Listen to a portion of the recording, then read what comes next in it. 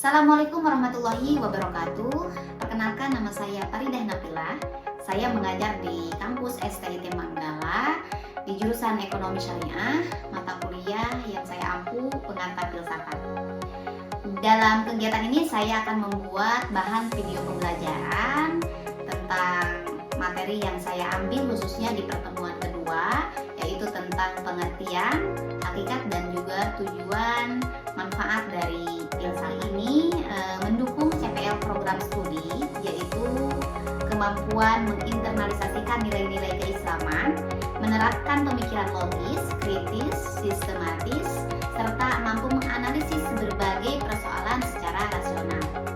Adapun CPMK yang ingin dicapai yaitu mahasiswa mampu memahami konsep-konsep dasar filsafat dan menerapkannya dalam memahami berbagai persoalan kehidupan dan juga keilmuan. Nanti setelah mengikuti perkuliahan ini, ya, mahasiswa diharapkan pertama mampu menjelaskan pengertian filsafat berdasarkan pandangan para ahli.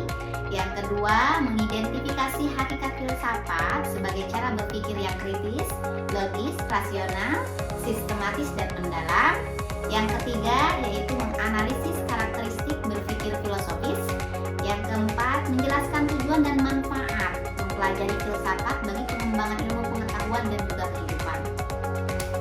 Dan yang kelima, yaitu menyampaikan argumentasi secara ilmiah serta menghargai perbedaan pandangan dalam diskusi. Selanjutnya, di sini saya akan menjelaskan pengertian filsafat. Sebagaimana yang kita tahu bahwa filsafat ini berasal dari kata philen dan sophia. Philen itu cinta, sophia itu kebijaksanaan. Jadi filsafat itu cinta kebijaksanaan. Nah, secara harfiah, filsafat adalah ilmu yang mempelajari dengan sungguh-sungguh hakikat kebenaran segala sesuatu. Filsafat tidak menerima pengetahuan secara dangkal, melainkan menggali hingga ke akar-akarnya. Itulah tujuan daripada berfilsafat. Di sini ada salah satu tokoh yang saya coba bahas. Ada beberapa tokoh yang memang membicarakan tentang konsep filsafat. Salah satunya Hasbullah Bakri. Hasbullah Bakri menjelaskan bahwa filsafat adalah ilmu yang menyelidiki segala sesuatu secara mendalam mengenai ketuhanan, alam semesta dan juga manusia, sehingga diperoleh pengetahuan tentang hakikat sejauh yang dapat dicapai oleh akal manusia. Lagi di sini ada objek kajian filsafat, tentu ada objek material, ada objek formal. Objek material itu mencakup segala sesuatu yang ada, meliputi tiga. Yang pertama yaitu hakikat Tuhan, yang kedua yaitu alam semesta, dan yang ketiga itu manusia. Jadi memang kajian filsafat itu bicara tentang tiga hal tersebut, begitu ya. Terus lagi ada objek formal. Objek formal itu adalah sudut pandang atau cara pendekatan dalam mengkaji objek material. Ya. Filsafat tidak sekedar mendeskripsikan, melainkan melakukan pencarian keterangan secara radikal, ya, mencari jawaban hingga ke akar-akar permasalahannya yang paling mendasar. Maka di sini kita akan memahami, setelah kita mempelajari tentang definisi, lalu kita akan memahami apa itu hakikat filsafat. Di sini kita akan memahami, setelah kita mempelajari tentang definisi, lalu kita akan memahami apa itu hakikat filsafat. Hakikat filsafat adalah inti atau esensi filsafat sebagai upaya manusia untuk mencari kebenaran yang paling mendasar mengenai manusia, alam, semesta dan juga kehidupan, dan juga Tuhan melalui pemikiran yang rasional, kritis, sistematis, radikal dan juga universal. Nah, berpikir radikal, berpikir kritis adalah ciri berpikir filsafat. Jadi ketika kita sudah melakukan aktualisasi dengan ciri khas yang tadi disampaikan, yang pertama yaitu berpikir radikal, ya, berpikir sampai ke akar-akar permasalahan dan tidak berhenti pada gejala yang tampak, itulah filsafat. Yang kedua yaitu berpikir kritis, yaitu menguji setiap pendapat dan tidak menerima sesuatu kebenaran tanpa alasan yang jelas. Nah, ini sangat penting sekali, ya. Berpikir kritis itu kita mengkritisi segala sesuatu yang terjadi, realitas yang terjadi di ruang akademik luar konteks akademis ya. Kenapa penting? Karena hari ini biar kita tidak termakan hoax misalkan ya. Karena di era yang teknologi semakin berkembang ini, informasi semakin kita mudah mendapatkan. Apakah itu informasinya sesuai dengan data, apakah itu informasinya bermanfaat, ataukah memang informasinya tujuannya lain begitu ya, untuk misalkan memprovokasi atau hal yang negatif lainnya. Itu kan bisa terjadi hari ini. Maka berpikir kritis dalam memahami semua realitas itu penting begitu. Terus lagi berpikir rasional, yaitu menggunakan akal dan logika dalam mencari kebenaran. Tentu alat berpikir kita itu akal. Di sini sangat penting sekali. Terus lagi berpikir sistematis. Pemikiran disusun secara teratur, ya, runtut, logis, sehingga menghasilkan kesimpulan yang utuh. Ini sangat penting sekali ketika kita terapkan dalam kehidupan perkuliahan misalkan.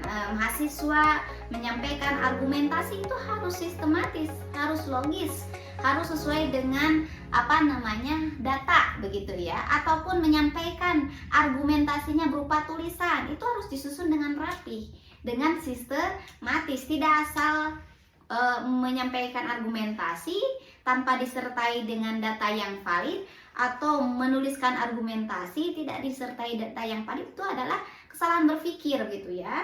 Jadi sistematis itu harus mampu mempertanggungjawabkan apa yang diucapkan maupun yang ditulis oleh rekan-rekan semua. Lalu bersifat universal, membahas persoalan yang berdasar dan berlaku umum bagi semua manusia tanpa dibatasi ruang dan waktu.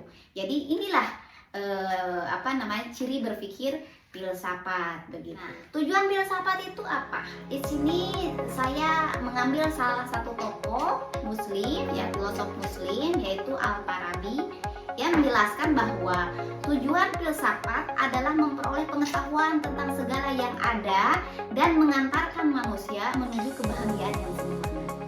Jadi filsafat itu memperoleh pengetahuan tentang segala yang ada dan mengantarkan manusia untuk mencapai kebahagiaannya begitu. Karena dengan proses berpikir dia akan memperoleh pengetahuan, maka pengetahuan itu akan berdampak menjadi sebuah kebahagiaan begitu. Lalu menyempurnakan akal manusia melalui pemikiran rasional ya. Karena cara berpikir filsafat itu salah satunya yaitu untuk menyempurnakan ya, tujuannya itu untuk menyempurnakan akal manusia melalui pemikirannya, memperoleh pengetahuan yang benar dan mendalam. Itu tujuan filsafat ya. Memperoleh pengetahuan yang benar ini diperoleh secara yang tadi disampaikan, berpikir kritis, sistematis, logis dan sebagainya. Terus lagi membentuk akhlak dan bijaksana dalam bertindak ya. Jadi ketika kita memahami sebuah realitas, tentu aktualisasinya kita harus merespon dengan bijaksana. Maka filsafat itu arahnya untuk ke sana gitu ya. Arahnya untuk memiliki pengetahuan dan sikap yang bijaksana. Jadi kesimpulannya, kalau menurut Al-Farabi, filsafat ini memiliki tujuan untuk mengembangkan akal, memperoleh kebenaran, membentuk akhlak yang mulia, dan mengantarkan manusia menuju kebahagiaan yang sempurna. Lalu ketika kita ingin belajar filsafat, ada metodenya. Yaitu pertama, metode dalam mempelajari filsafat yaitu harus mempelajari karya-karya filsafat yang sudah disusun secara sistematis. Ya, kita pahami tokoh-tokoh filsafat, latar belakang kemunculan filsafat, baik itu dari filsafat Barat maupun filsafat Muslim. Baik itu dari filsafat Yunani, dari Aristo, Plato, terus lagi Socrates, sampai kepada filsafat-filsafat yang berkembang setelah itu. Banyak di sini tokoh-tokohnya ya, ada Spinoza, John Locke, J.J. Rousseau dan sebagainya. Itu bicara tentang filsafat. Terus lagi kita harus mempelajari perkembangan sejarahnya. Sejarahnya ini baik dari zaman Yunani hingga era kontemporer saat ini. Filsafat itu selalu berkembang ya. Seiring berkembangnya zaman, filsafat pun berkembang. Nah, di sini mahasiswa diajak memahami konteks sosial, budaya, dan intelektual yang melatar belakangi lahirnya pemikiran-pemikiran filosofis tertentu. Dari rangkaiannya dari zaman dulu sampai dengan hari ini ya dipahami begitu. Terus lagi yang ketiga, metode mempelajari filsafat itu yaitu dengan metode kritis. Yang tadi mengembangkan kemampuan untuk menganalisis, mengkritisi, dan mengevaluasi berbagai teori dan argumen filosofis secara mandiri. Inilah metode mempelajari filsafat. Yang selanjutnya yaitu manfaat berpikir filsafat. Manfaat berpikir filsafat itu sangat banyak, khususnya di jurusan ekonomi syariah misalkan. Yang pertama, memperkuat berpikir kritis, yaitu melatih kemampuan menganalisis mahasiswa dalam masalah ekonomi, tidak hanya dari sisi teknis tetapi juga dari dimensi etika dan nilai. Karena bicara tentang ekonomi ini berbicara tentang berbagai aspek, berbicara tentang sistem, berbicara tentang dimensi etika, nilai, dan spiritual. Apalagi ekonomi syariah berarti bicara tentang ekonomi dalam paradigma keislaman begitu ya. Jadi selalu menganalisis masalah-masalah ekonomi, konsep ekonomi baik dari zaman klasik maupun era kontemporer hari ini. Yang kedua yaitu memahami landasan nilai, memahami fondasi filosofis ekonomi syariah yang bersumber dari Al-Quran, hadis, dan juga ijtihad para ulama. Yang ketiga yaitu analisis masalah kontemporer, mengembangkan kemampuan merespon isu-isu ekonomi modern seperti kripto, kapitalisme global tentunya dengan menggunakan perspektif syariah. Untuk selanjutnya, manfaat berpikir filsafat dalam ekonomi syariah yaitu argumentasi ilmiah. Maksudnya yaitu meningkatkan kemampuan menyusun argumen yang logis, sistematis, dan dapat dipertanggungjawabkan dalam ruang akademis. Ini ketika kita bicara tentang manfaat belajar filsafat, diharapkan mahasiswa semua mampu menyusun argumentasinya baik dengan lisan maupun tulisan secara sistematis, logis, dan dapat dipertanggungjawabkan secara akademis. Selanjutnya yaitu perspektif holistik.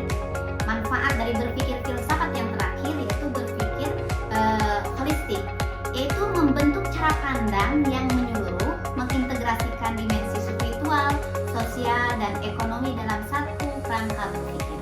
Jadi rekan-rekan mahasiswa yang ada di jurusan ekonomi syariah diharapkan mampu mengintegrasikan ketiga ilmu tadi. Ketika belajar sejarah ekonomi, belajar tentang sistem ekonomi syariah, itu mampu mengintegrasikan nilai-nilai sosial, nilai-nilai spiritual dengan baik. Baik itu dalam argumentasi maupun menyusun naskah-naskah yang memang berkaitan dengan tugas dan lain sebagainya.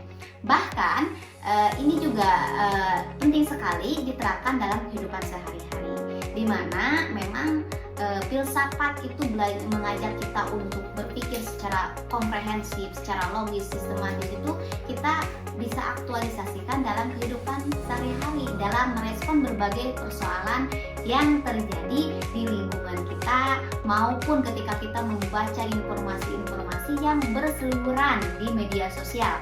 Karena bisa jadi hari ini banyak informasi yang tidak sesuai dengan fakta, banyak informasi yang tidak sesuai dengan data, banyak informasi yang tujuannya bukan untuk memberikan pemahaman atau pengetahuan, tapi tujuannya malah memprovokasi. Itu banyak sekali hari ini, sehingga ketika mahasiswa sudah menganalisis informasi dengan baik, saya rasa itu adalah salah satu aktualisasi dari manfaat berpikir filsafat. Sehingga nanti kembali lagi sesuai dengan pengertian yang pertama, filsafat itu cinta kebijaksanaan, selalu bijaksana dalam bertindak, dalam berucap, dalam lingkup apapun dan dimanapun.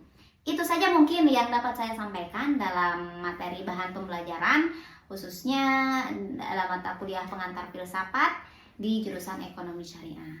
Terima kasih. Wassalamualaikum warahmatullahi wabarakatuh.